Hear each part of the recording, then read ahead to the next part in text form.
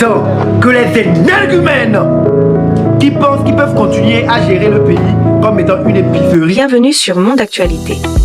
Ici, on décrypte ensemble l'actualité, la politique et les relations internationales avec un regard analytique et sans langue de bois. Si vous voulez rester informé et comprendre l'inverse du décor des événements mondiaux, abonnez-vous et activez la cloche pour ne rien manquer.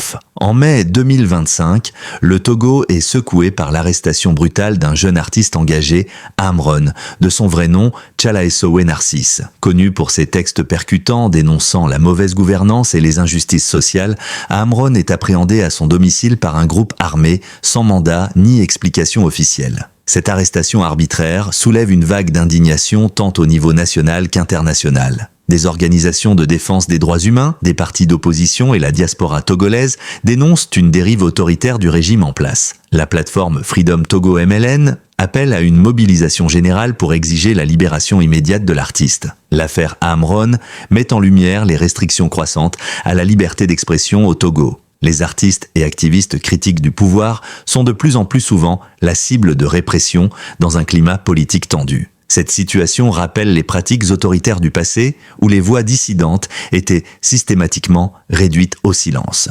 Aujourd'hui, la mobilisation pour la libération d'Amron symbolise un combat plus large pour la démocratie et les droits fondamentaux au Togo. Les citoyens, les artistes et les défenseurs des droits humains se lèvent pour dire non à la répression et oui à une société plus juste et équitable. Selon Amron, une minorité s'accapare des biens du pays au détriment de la majorité. Au Togo, l'on n'a pas le droit à la parole, les droits de l'homme sont bafoués. Pour avoir dénoncé le régime autoritaire et machiavélique du gouvernement, le rappeur, père de famille, risque la prison à vie.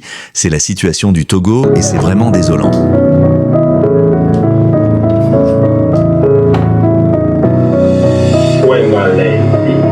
Miado français, terre à terre, né Raoul, batin, c'est goméalo.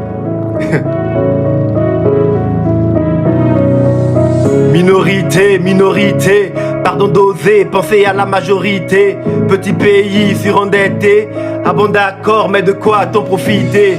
Vous nous parlez souvent d'équité, mais vous brassez de l'or pendant qu'on vit la pauvreté. Code promo pour l'impunité, dans quel pays les voleurs ont l'humilité? Minorité, pardon d'oser, penser à la majorité. Petit pays surendetté, ah bon d'accord, mais de quoi t'en profiter? Vous nous parlez souvent d'équité, mais vous brassez de l'or pendant qu'on vit la pauvreté. Code promo pour l'impunité, dans quel pays les voleurs ont l'humilité? Sache qu'ils vont se réveiller. Le Togo appartient à tous les Togolais sans exclusif. Et cela n'est pas négociable. Maintenus en prison, les gens sont encore traqués, les Togolais sont encore en exil, les dettes sont encore là.